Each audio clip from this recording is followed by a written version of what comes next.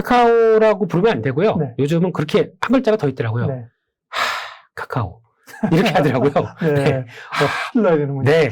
일단 인상부터 쓰면서 네. 밝았던 인상을 기본 썸네일에 다운시켜. 넣어줘야겠다. 카카오 어떻게 해야지? 네. 카카오인가요, 그러면? 네. 네.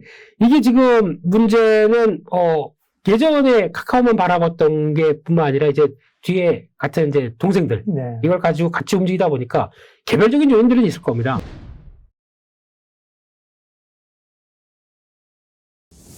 미국의 긴축 속도가 조금 늦춰지면서 성장주에 대한 관심이 높습니다. 물론 추세적으로 가기는 어렵다고 하더라도 대표적인 네이버 카카오를 어떻게 해야 될까? 단기적으로 트레이딩 하시는 분들, 또 장기로 투자하시는 분들 고민이 많은데요. 네이버 카카오에 대한 성장주에 대한 질문, 유망 종목을 김민수 대표님께 여쭤보겠습니다. 미국이 어쨌든 간에 금리를 조금 더 올리겠지만 네. 이제 긴축의 속도가 좀 조절이 되지 않습니까? 그렇죠. 그리고 내년에 언젠가는 이제 금리를 내릴 수도 있다고 하면 주목하는 게 성장주들이 너무 많이 빠졌다. 그렇습니다. 네이버 카카오도 최근에 오늘도 그 얘기했는데 최근에 뭐 20% 올라왔다고 좋아라고 그 주식 가지고 계신 분들이 축하한다 그러면 깜싸되게 맞는데 아직 고점에서 막 70% 떨어져 있는데 그죠? 맞습니다. 그래서 이제 성장주를 어떻게 봐야 되느냐 고민이 있어요 이번 장에. 어떻게 봐야 됩니까? 네. 맞습니다. 그래도 미국의 물가 피크아웃 징후가 나오다 보니까 가장 많이 그래도 단기적으로 네. 팍 튀어오른 거는 그래도 그렇게 많이 빠진 네. 카카오 쪽, 카카오페이 이런 것들이요. 그러니까요. 네. 카카오페이는 조금 특이하게 고전에 약간 야심찬 개혁을 보여줬죠. 네. 이게 특히 알리페이 플러스랑 이제 우리 중국 간다, 일본도 한다. 물론 아직 일부 지역입니다. 성장주가 이제 그런 쇼커버 성격도 있잖아요. 그러니까 쇼커버 끝나면 이제 대세는 아니냐, 네. 아니면 변화가 있는 거냐. 네. 네. 그러니까 가장 큰 그림은 성장주를 바라볼 때 저희가 이제 많이 밸류를 따지지 않습니까? 예전에 금리 낮았을 때는 PR 50배, 70배 괜찮아. 오케이. 네. 어차피 성장할 거고 싼 자금으로 계속 조달해서 성장 계속할 거고 괜찮아라고 봤던 게 이제 조달 비용도 많이 올라가게 되고 그러면 그때 나왔던 이제 성장의 기울기가 성장은 한다고 하더라도 약간 약화될 거 아니냐. 네. 그러면 성장에 대한 계정들이 바뀌는 거죠. 그러면 그랬을 때 받았던 PR 50배는 너무 심하다. 그러면 이제 그게 꺾이다 보니까 주가가 이렇게 급하게 밀리는 과정이었다고 봐야 될 것 같고요. 그러면 반대로 거기 트리거를 작용했던 게 금리였습니다. 그 금리가 멈춰야겠죠. 적어도 올라가는 게 멈추고 하락하는 신호가 나와야 그때 또 본격적으로 움직이겠죠. 그러니까 지금은 본격은 아닙니다. 네. 내가 금리 올라가는 속도가 줄인다는 거고 아직도 몇 차례 더 올라갈 게 남지 않았습니까? 네, 그리고 멈추는 지구까지 확인이 될 거고 그 다음에 떨어지는 지구까지. 그러면서 떨어지는 것도 이게 보통 보면 그거죠. 뭔 좀 경기로 심각한 좀 상황이 나와서 이제는 금리를 내려줘야 정상적으로 경기에 활력이 돌겠다라고 하게 되면 밀린다고 하게 되면 그때 수준까지 본다라고 했을 때 아직까지는 본격적인 상승 국면은 좀 더 잡지 않을까요? 그렇겠죠. 네. 제가 질문을 드렸지만 이제는 성장주의 시대가 다시 왔습니다. 그렇게 얘기하기는 제롬 파월 형님이 얘기하신 것처럼 갈 길이 멀죠 아직 그죠? 네. 그래서 어쨌든 성장주가 다시 온 건 아니지만 그래도 워낙 많이 늘렸었기 때문에 그죠? 다 그거죠. 네. 순환매 차원이라 반등해서 그래도 뭐 어느 정도 수익이 날 구간은 된다. 네. 그래서 성장주 보는 건데 대표적으로 말씀하신 것처럼 여러 섹터를 다 얘기하면 또 각각의 사정이 있고 일단 네이버 카카오부터 얘기를 하겠습니다. 네.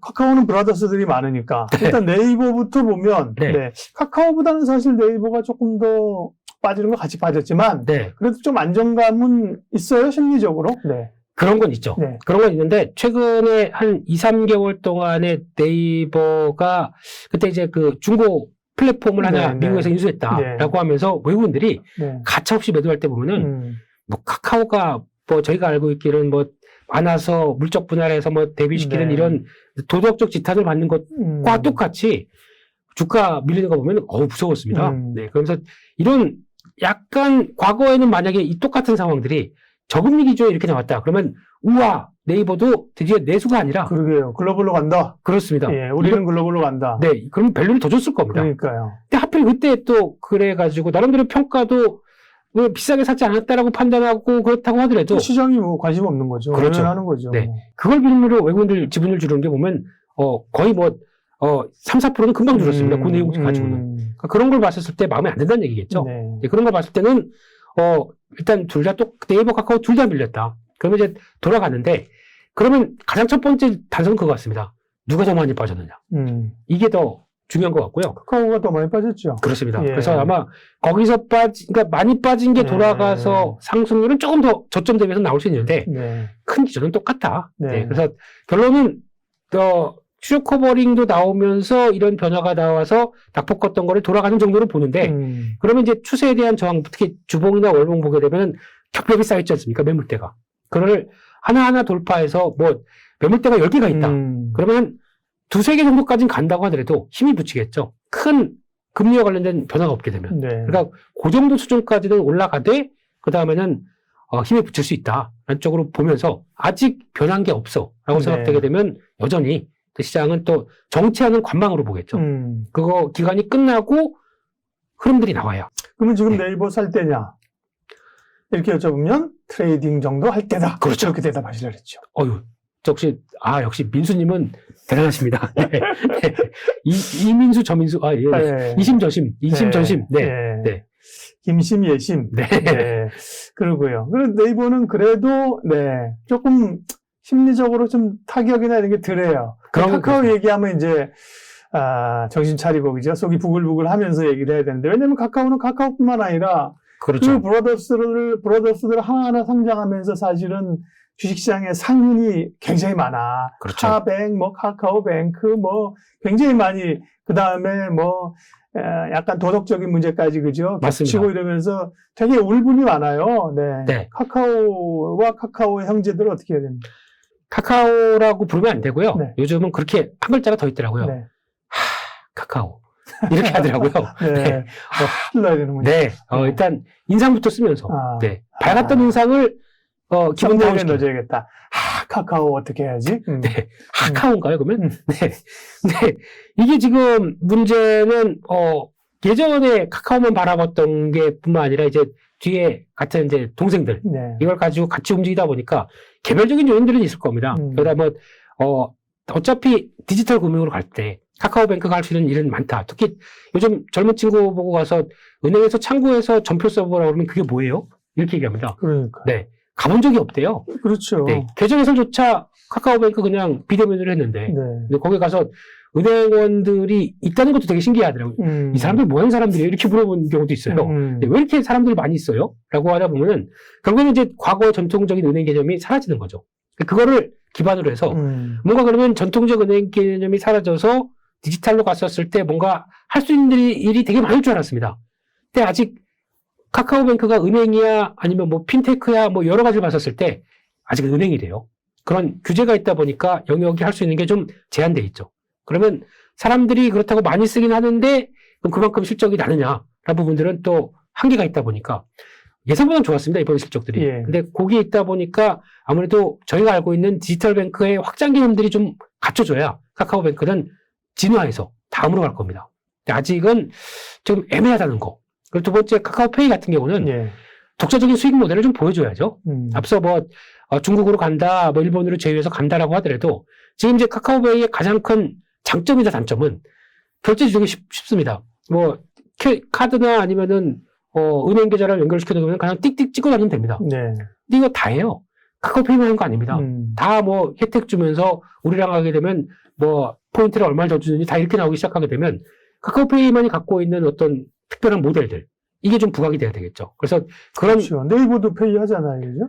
웬만한 데는 다 페이합니다. 네. 그래서 이 페이 저 페이 다 있다 보니까 다 혜택 준다고 깔다 보면은 페이라고 앱을 칸을 만들었더니 거기 꽉 차 있어요. 이렇게 되면 내가 그 중에서 카카오페이를 눌러야 되는 이유 이게 좀 얘기가 돼야 되겠죠. 그럼 그 중에서 송금이 쉽다, 연결돼서 할 수 있다 이런 거는 어차피 카카오를 안고 움직이는 거다 보니까 카카오의 밸류지 이게 카카오페이의 밸류겠습니까? 그러면 이게 뭔가 독자적인, 그러니까 생존할 수 있는 자생 모델을 좀 보여줘라. 그런 게 확인되기 전까지는 카카오페이 이번에 많이 올랐습니다. 저점에서. 근데 추가로 가기보다는 마찬가지로 이쪽은 그냥 트레이딩 영역으로 보는 게 맞지 않느냐 생각이 듭니다. 그럼 카카오는 더 할 것도 없네. 사실 페이나 뱅크 같은 경우는 이제 숏커버링 물량 들어오면서 단기적으로 강하게 올랐잖아요. 그죠? 네. 근데 큰형님이 카카오는 사실 보면 모멘텀이 더 적은 거 아닌가? 적요? 그럴 수밖에 예, 없죠. 예, 예. 예. 이렇게 상황이 되게 되면, 그러니까 예전에는, 와, 우리가 상장시키기 때문에 우리 몸값이 더 높아져. 네. 라고 올라갔던 부분들이, 이게 다 떨어져 나가다 보니까, 우리 이제 갖고 있는 게, 그래도 뭐 100 몇 개 있죠. 네, 그래도 중요한 거는 다 탈출시키다 보니까, 지금 예전에 받았던 밸류는 못 갈 것 같아요. 네, 그 정도까지는 못 가고, 간다고 하더라도, 제가 보기에는 많이 가봐야 8, 9만 원대. 왜냐면 그때는 예전에는 갖고 있었던 쪽이 다 네. 분사했으니까요. 8, 9만 원이 어디야, 지금. 5만 원 후반인데. 이제 나중에 금리 인하까지 되고, 네. 이제 다시 제대로 추세로 간다고 하더라도. 가더라도, 네. 이전에 막 17만 원 이런 영광의 고점을 쉽게 가기는 네. 어렵다. 만약에 네이버가 그래도, 혹시나 전고점 때문까지 다 온다. 네. 뭐 그 정도, 우리는 분사한 게 없는데? 예. 라고 해서 그때 밸류를 그대로 받기 시작한다고 한다고 하더라도, 카카오는 안 그럴 수가 있다는 얘기죠.